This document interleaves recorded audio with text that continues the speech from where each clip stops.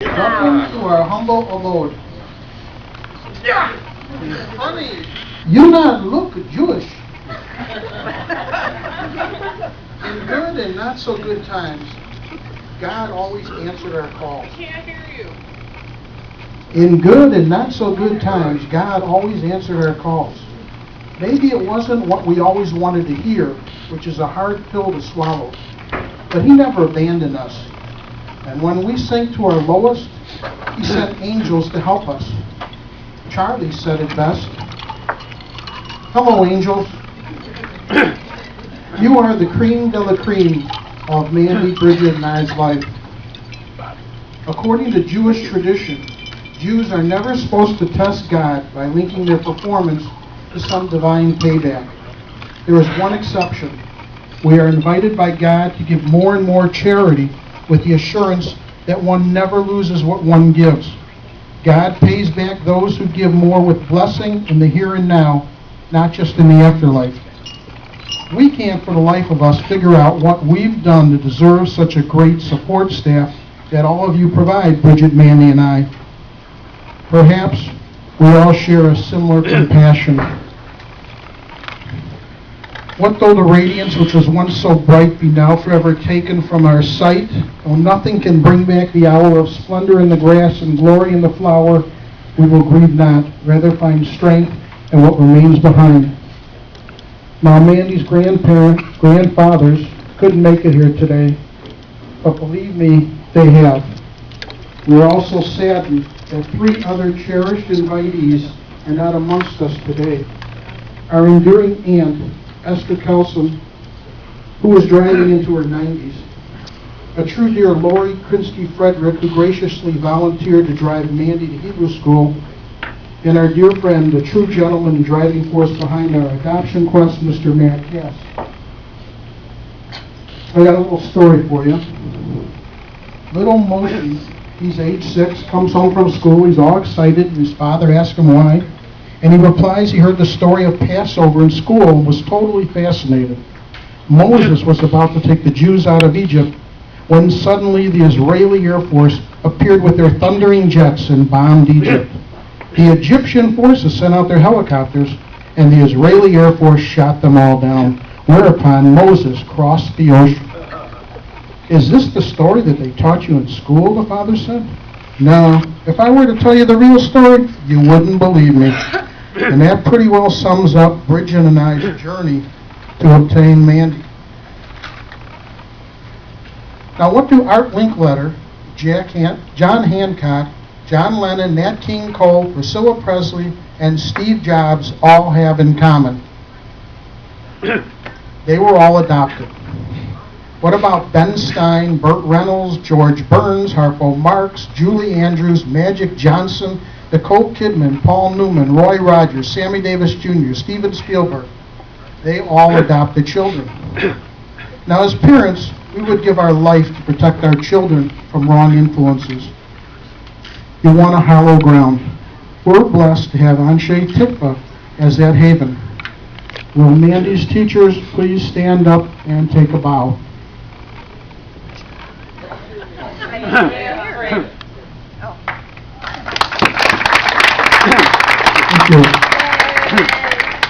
Today is quite a milestone. There have only been a handful of Chinese bat mitzvahs in recorded time. Marco Polo recorded that Kublai Khan celebrated the Jewish festivals in the 13th century. Today, in the People's Republic of China, formal religious education is banned except in licensed schools of theology. In Kaifeng, 300 miles from Beijing, there are 100 Jewish families, remnants from the 9th to the 17th century, that has survived 1,000 years. Presently, the largest group of Jews in China, numbering around 200, are foreign diplomats and an undetermined number of Israelis providing technical assistance in agriculture.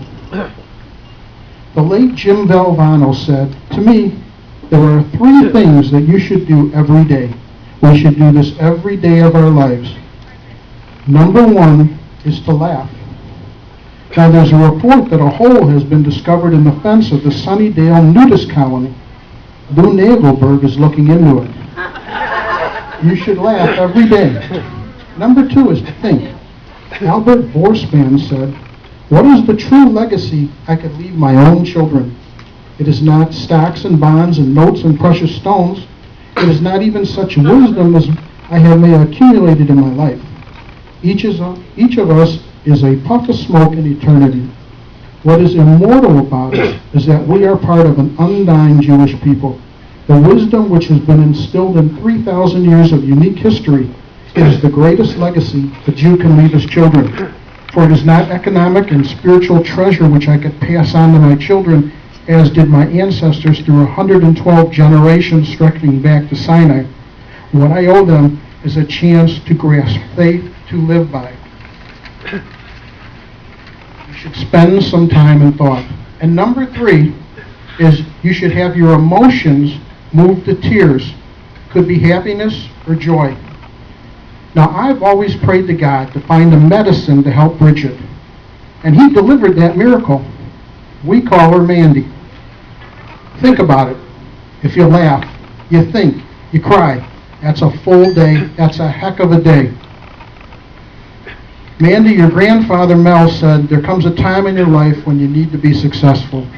For the world is not large enough for everyone to be a player and not a spectator."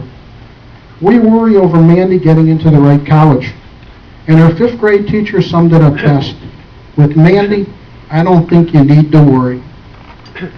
Finally, Bill Gates talked about Mandy's generation.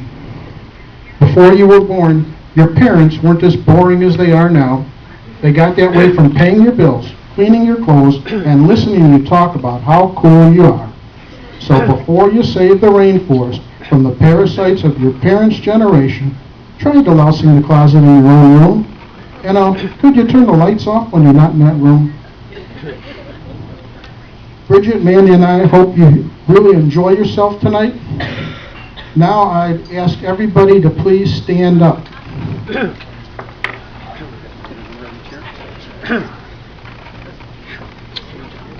When I was in China, I saw millions of people daily, especially in the morning and in the evening, doing Tai Chi.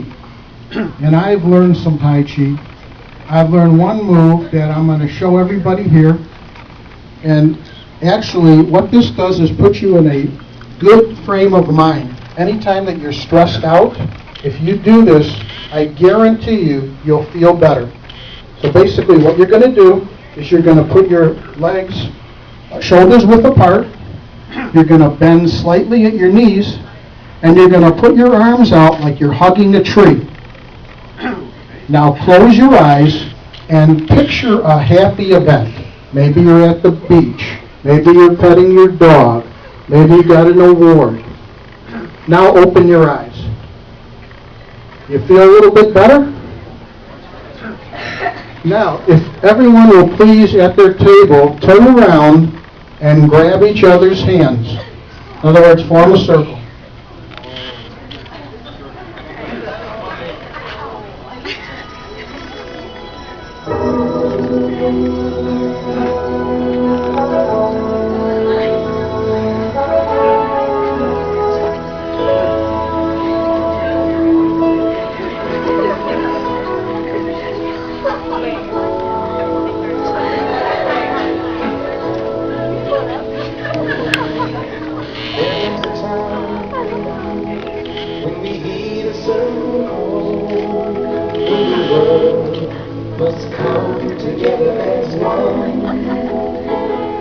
There are people dying.